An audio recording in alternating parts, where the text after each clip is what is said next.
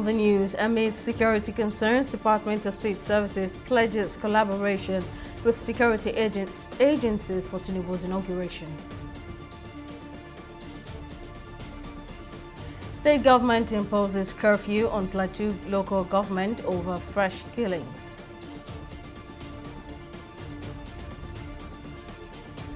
And resident doctors launch 5-day warning strike.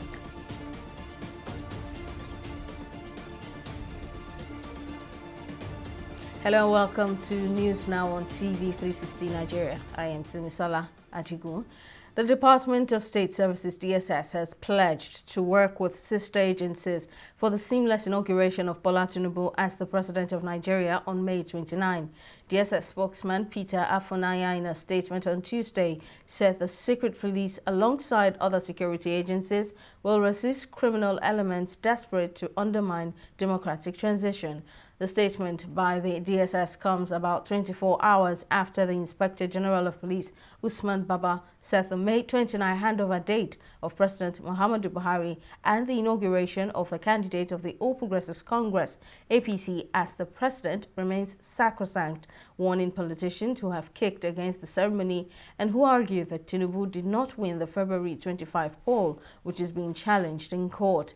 Similarly, the DSS said its secret agents, troops of the Nigerian Army and the Nigeria Police Force on Monday simultaneously raided hideouts of terrorists in parts of Kaduna and Kano states. Over 20 deaths have so far been recovered from two communities of Fungzai and neighboring Kubat in the newly created district of Wai in the Mango local government area of Plateau State. As a means of curbing reprisals and escalation of the situation, a 24-hour curfew has been imposed on the local government area.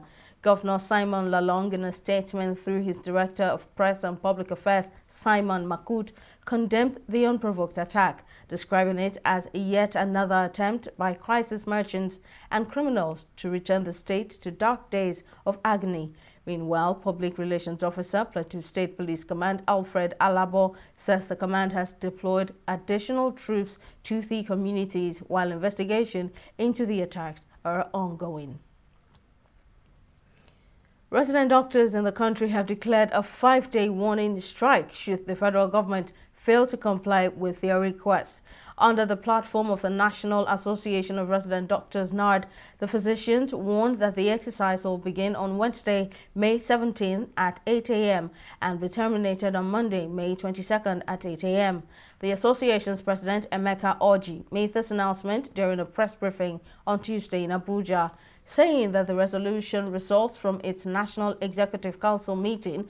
Orji revealed that the federal government was given a 2-week deadline by NARD on April 29, 2023 to comply with its demands, which include an immediate raise in the consolidated medical salary structure equal to 200% of the doctor's existing gross earnings, among other things, or suffer industrial unrest. Commencement of payment of all salary and other arrears owed our members, including 2015, 2014, and 2016 salary arrears, as well as arrears of the consequential adjustment of minimum wage. Immediate withdrawal and jettisoning of the ill-conceived bill by Honorable Gani Johnson seeking to enslave young doctors in Nigeria.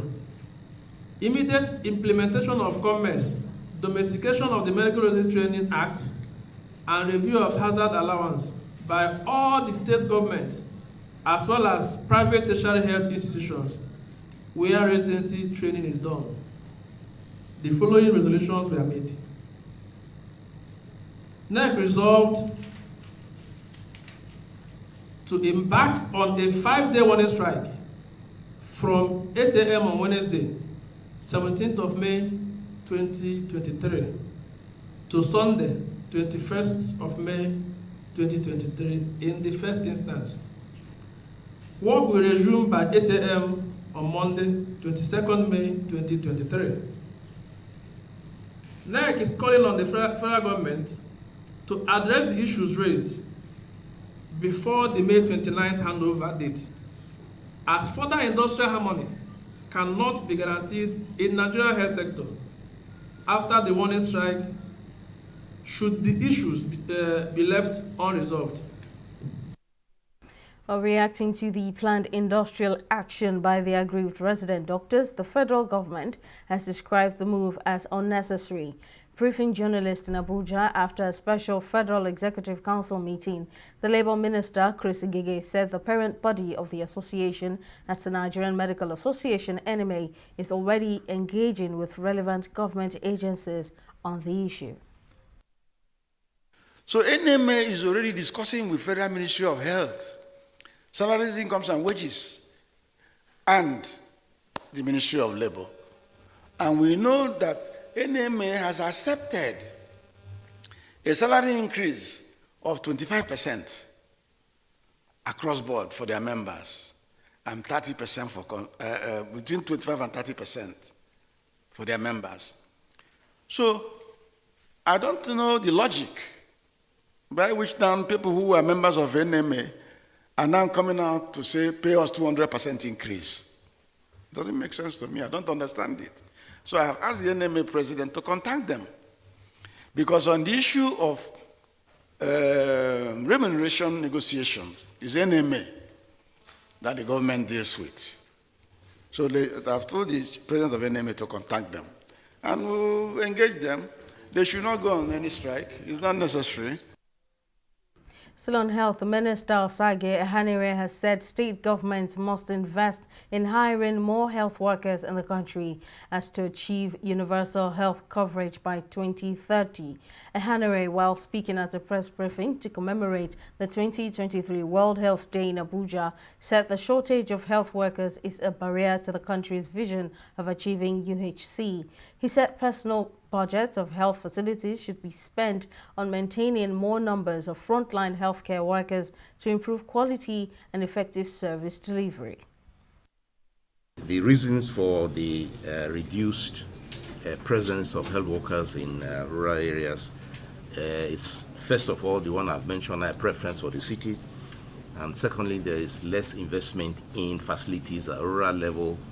And the measures we are taking now will be to, again, another reason, let me point out again, is the migration of doctors to foreign countries and nurses to foreign countries.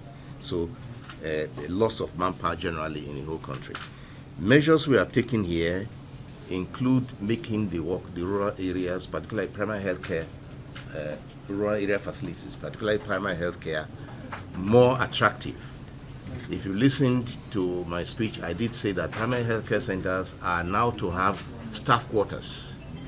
So the lack of staff quarters was a disincentive because health workers don't know where to stay when they go to work in villages, and you build a primary health care center that looks good, but where do they stay? So the importance of staff quarters we must recognize. The All Progressives Congress Defense Coalition for the 2023 general election has tackled an aspirant for the House of Representatives, Sano Aminu Jaji, for claiming responsibility for the votes President-elect Bola Tinubu got in Northwest and Zamfara State. The group said Jaji's claim was an attempt to discredit the state governor Bello Matawale and Senator Abdulaziz Yari. Addressing journalists during a press conference in Abuja, the national chairman of the coalition, Shuaibu Shinkafi, and coalition national secretary, Anas Kaura, said the claims by Jaji are false and misleading. Honorable Sani Jaji claimed that the removal of his name as a contestant by the speakership for the speakership of the House of Representatives was directed by Bello Matawale. This is another false claim. The name of Honorable Sani Jaji was removed by the Zamfara State APC and not the Governor Matawale. The APC in Zamfara State had thoroughly investigated the allegation of Honorable Sani Jaji anti-party activities and found them to be true.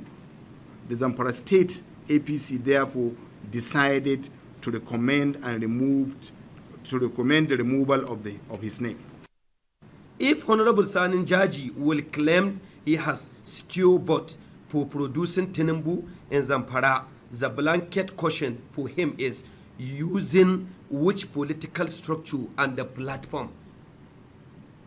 He has never for one attempt our strategist meeting at zonal level, despite the fact of the claiming to be the director of the contact and mobilization, and he has never participated for one in the several one we have done at the state level. We know the level in investment Matawali and the Yari made on Tinubu project and the commitment required to media propaganda, because some of us at the helm of affairs at the time knew very well that the engine rooms that drove the Tinubu campaign proceeding in Zamfara were Matawali and the Yari and the Kabiru Marafa. The Commandant General, National Unity and Peace Corps, Chinedu Nneji, has described as mischievous and misguided that claims that the Peace Corps bill is an exclusive preserve of any particular individual.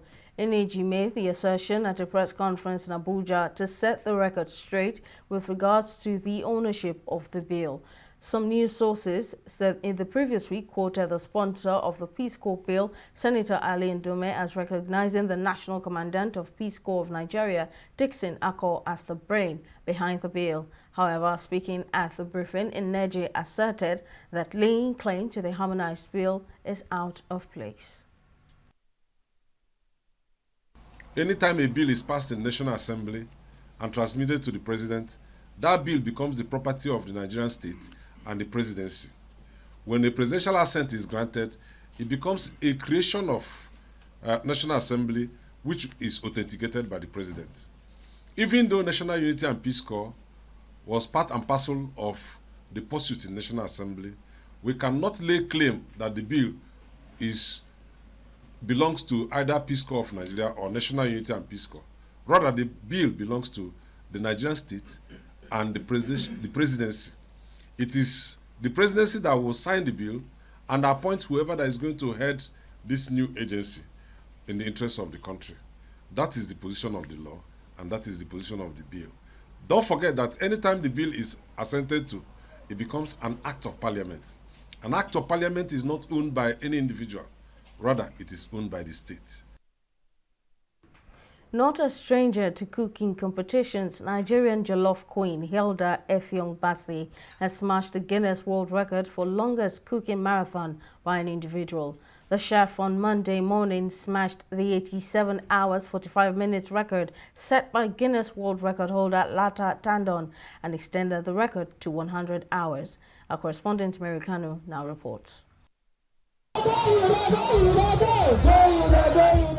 For 4 days, this chant reverberated through the Amore Gardens in Lekki, Lagos State. The chanting crowd is here voluntarily to catch a glimpse of the Nigerian chef whose audacious nature resonated through the country. Under the sun and in the rain, through the day and night, the atmosphere is lively as supporters thronged this venue to witness the record-breaking attempt tagged a cookathon by Hilda Basi. Chef Hilda flipped the stove to commence the record-breaking attempt last Thursday at precisely 4 p.m. and prepared a variety of meals. This new attempt by Hilda comes just 2 years after she emerged winner of the 2021 regional cooking competition Jollof Face-Off, and her continued strive for greatness has been described as nothing short of inspiring. When this started, we had to go Google Guinness Book of Records, see what it is all about. My son now has that sense of, because he's always said that I would have a statue of my own, right? He now has the sense of, oh, I need to do this, oh, I need to become more, and that's super important. And so for every woman, I mean, to evolve and become is very, very important. And so this is showing us how to. It's events like these that will make you realize how united Nigerians are. Hilda is from Akwa Ibom. I am from Kogi State. I don't know where you are from, but I'm sure we are all from different places, and all of that doesn't matter. We are all here to support the Nigerian, trying to break the world record. Despite the fatigue, Hilda not only smashed the 87 hours 45 minutes record set by Guinness World Record holder Lata Tundon, but extended it to 100 hours and 40 minutes. I didn't know about this Guinness record-breaking event. Social media, I saw it the first day, I saw she was going the second day. And before you know, it feels like an event. I feel like I'm in a concert where they are giving free food that is delicious, and we're also breaking a record, eating and cooking. So that's what it feels like. Oh, it's magnificent, right? She's taking not just herself, but her country and her continent to the global map. She's beaten a record that has stood for about 5 years, and she's shattered it, in fact. The culinary director for the cookathon says despite the reality of the event, Hilda was turned down by various brands. People needed a lot of convincing, but those of us that stayed with her understood that this is someone that received a vision directly from God to put Nigeria on the map. And so every single thing that she said to us, every single thing that she did in the meetings, in all the planning, was very strategic, was very, very intentional. It wasn't what's it called? It wasn't playing with words. It was straight from the heart, and she knew what she wanted, and it was very easy to come on board. While the crowd anxiously waited, at 8:40 p.m. on Monday night, Hilda turned off the cooking gas, signaling an end to her record-breaking attempt. Hilda's feat has attracted praise from Nigerians, with top dignitaries in the country hailing her exploits. Organizers of the Guinness World Record have recognized Hilda's record attempt and say they must review all evidence before officially confirming the record. Mary Kanu, TV360, Lagos. I will take a break here, but still to come, federal government approves 19 billion naira for training of 50,000 N-Power beneficiaries. We'll bring details of the story and more when we return.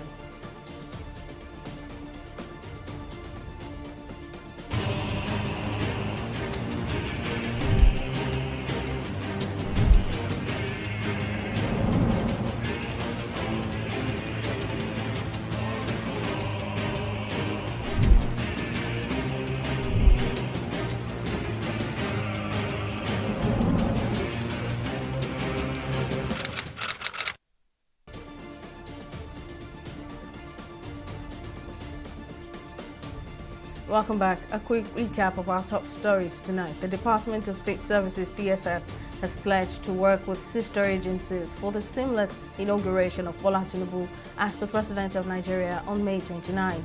DSS spokesman Peter Afunaya, in a statement on Tuesday, said the secret police, alongside other security agencies, will resist criminal elements desperate to undermine democratic transition.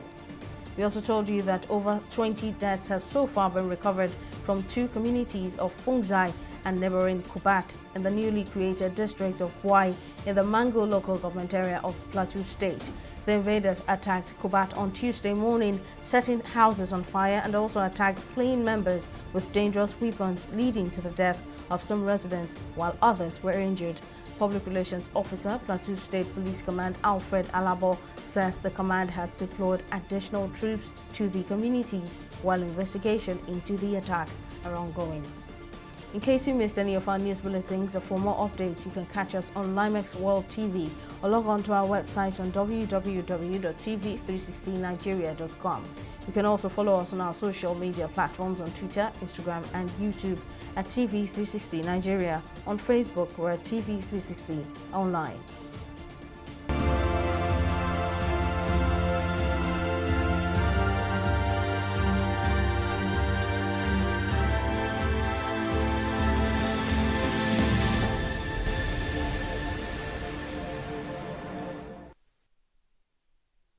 The federal government program through the COVID-19 Action Recovery and Economic Stimulus has recorded over 2 million beneficiaries in Sokoto State. Minister of State for Budget and National Planning Clem Agba disclosed this on Monday during the median ministerial town hall meeting on NG Cares beneficiaries in Sokoto, Kebbi and Zamfara states. Represented by the chairman of the NG Cares Technical Committee, The minister said part of the role of the current administration is to intermittently meet with and engage stakeholders as part of government accountability to the state.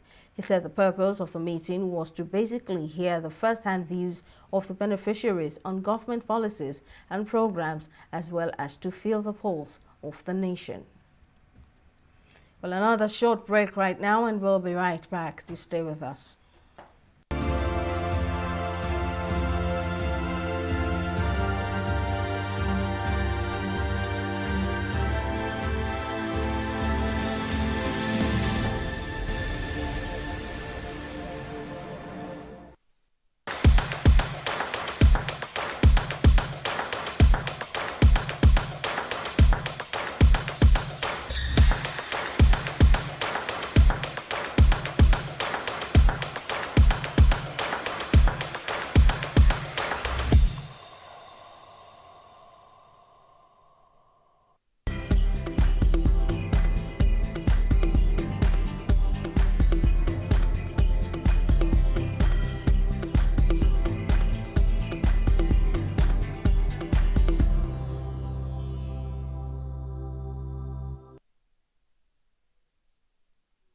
Welcome back. Folashade Ogorinde joins us now with business news. Folashade, what's new?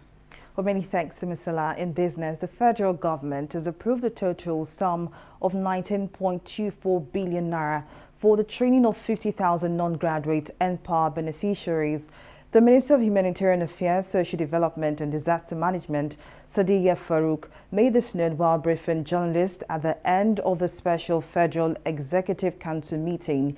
She said the federal government approved the funds for the engagement of 4 of its agencies to train 50,000 non-graduate NPAR beneficiaries for 9 months. The agencies that are to carry these programs are the National Institute for Hospitality and Tourism. We have the Nigerian Institute for Transport Technology. We have the Industrial Training Fund and the Hydraulic Equipment Development Institute. These are institutes that provide life skills to our non-graduate citizens. And it has been on for a very long time, since the inception of this program, since 2016. And we're now in batch C of that program. And we have received a report from these councils of what they have done thus far. We're very satisfied with them, and we have re-engaged them again. And this is what we brought to council for council's approval, and council graciously approved. We'll take a break now and be back with a review of the stock market. To stay with us.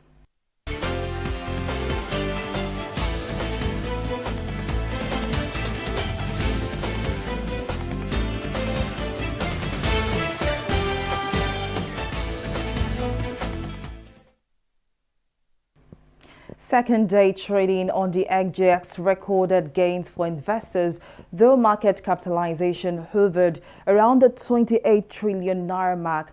While 114 listed equities participated in trading, market breadth remained positive with 26 gainers and 19 losers. Now, Nigerian breweries and Etienne cocoa processors led the gainers table with a combined gain of 35 naira 34 kobo.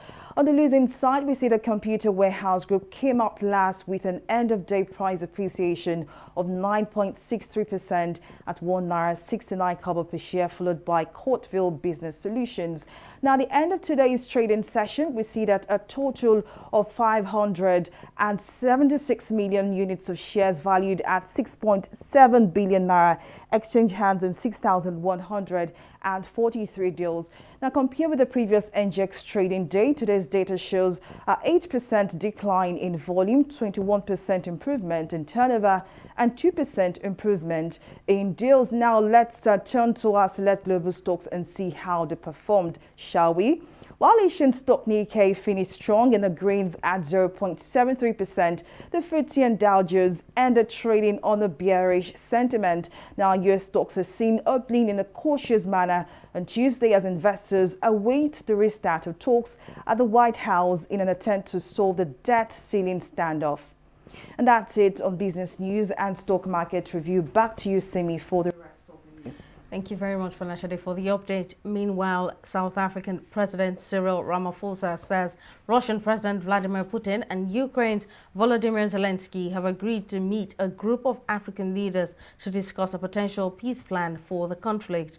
Although details of the plan have not been made public, Ukraine's position for any peace deal is that all Russian troops must withdraw from its territory. The mission will be the latest in a flurry of so far unsuccessful diplomatic efforts to end the war. Well, up next is entertainment update on News Now.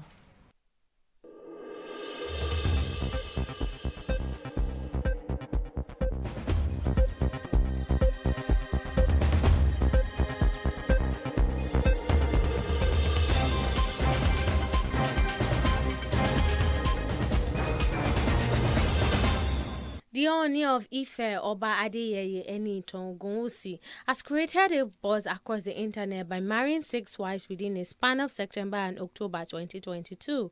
Recently, the monarch has unveiled his latest wife, Opeoluwa Elizabeth Akinmuda.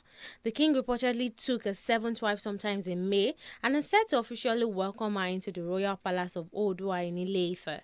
The Thanksgiving service and reception of the new queen is scheduled to hold on Saturday, 20th May 2023. This wedding Thanksgiving follows the recent marriage of the prominent Yoruba monarch to his 6th wife, Princess Temitope Adesegun. During the ceremony, the new queen, Opeoluwa Elizabeth, will be officially welcomed by the royal guards, palace chiefs, and royal staffs representing the Yoruba monarch.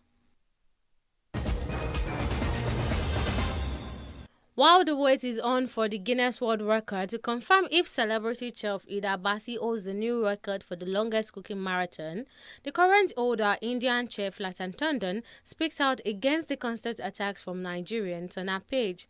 Latan Tondon has put an heartfelt message begging Nigerians attacking her after Ida Basi smashed the record. Latan in a message begged Nigerians to be patient with the Guinness World Record as they try to ascertain all the necessary conditions for Ida Basi to be bestowed with the title which was used to be ours. She also added the fact that she doesn't see the record as a competition and wishes no one no harm, as she is a peaceful woman and sees no reason for attack. That's it on the entertainment segment of News Now. Tamilore Akinkolie, TV 360 Nigeria.